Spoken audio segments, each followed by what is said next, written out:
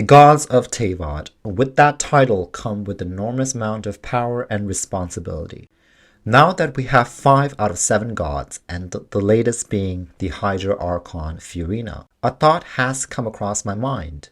Is she the strongest released Archon thus far? So let us compare all the Archons' incredible power and see if that's the case for Furina, being the strongest of them all. Now hear me out. I know that Nahida and Raiden provides many utilities to your team, but after playing with Furina for 2 months, I have come to realize that her scaling is a bit better than the other Archons we have so far.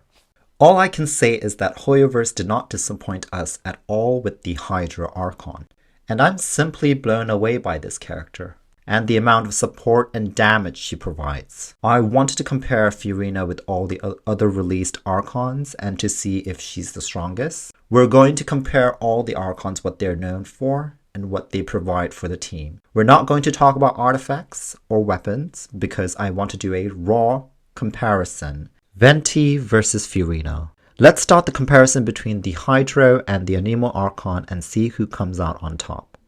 Our first release Archon, Venti, provides one of the best groupings in the game with his burst, as long as the enemies are not too heavy to lift, so the bosses are out of the picture. It creates a vortex that sucks in all surrounding enemies within range. The vortex deals massive damage and absorbs cryo, hydro, electro, and pyro elements, dealing additional damage to enemies trapped inside. But his burst is a bit tricky to set up. Once the enemies are caught up in his burst, not all characters can hit enemies inside the burst, which limits the team setup. With that all being said, I think Venti is an amazing Archon with his swirl damage, but is it enough to compete with Furina? Now Furina, a universal damage buffer with her fanfare mechanic through her burst. And if you fully understand her rotation and learn how to stack the fanfare, this character becomes the best support in the game. And casting her burst isn't an issue like Venti with an open range. The only downside is that you're probably going to need an additional healer to fully maximize her fanfare stack. So I would say the Hydra Archon is far more versatile than the Anemo Archon regarding their bursts.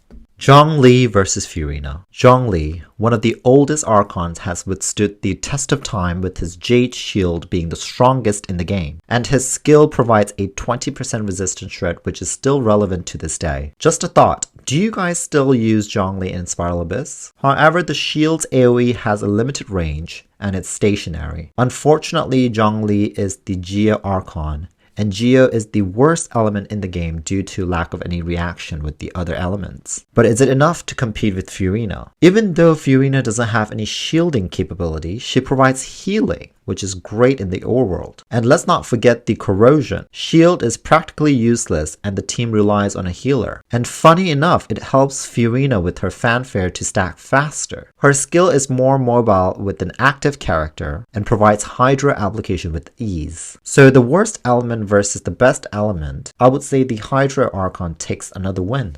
Raiden versus Furina. Raiden Shogun was the first DPS Archon released, and she is known for her skill and her burst. So we're going to compare both with Furina's. She's one of the easiest characters to play and has the best and longest electro application with full 100% uptime through her skill, Eye of Stormy Judgment. Her skill also provides additional damage to your team's bursts. She's also very amazing in Hyper Bloom team. She's a global energy recharge battery to your team and is one of the best in slots for the national team. It's hard for me to find any cons for this character except for her 7-second burst on-field time. But is it enough to compete with Furina? Even though Furina doesn't provide energy to your team, her on-field time is way lower than Raiden's. Both Archons are equal in terms of elemental application, but Furina's skill doesn't require the active character to trigger any application, unlike Raiden, and she's more viable against shielded enemies. But let's not forget again that Furina also provides a full damage buff to your entire team with her burst, with no on-field time, and she also heals. So with that, both characters providing elemental application with full 100% uptime, Furina provides damage buff, heals your team, unlike Raiden. So I would say Furina takes another win. Nahida versus Furina. Last but never least, we have the Dendro Archon, aka a broken character Nahida.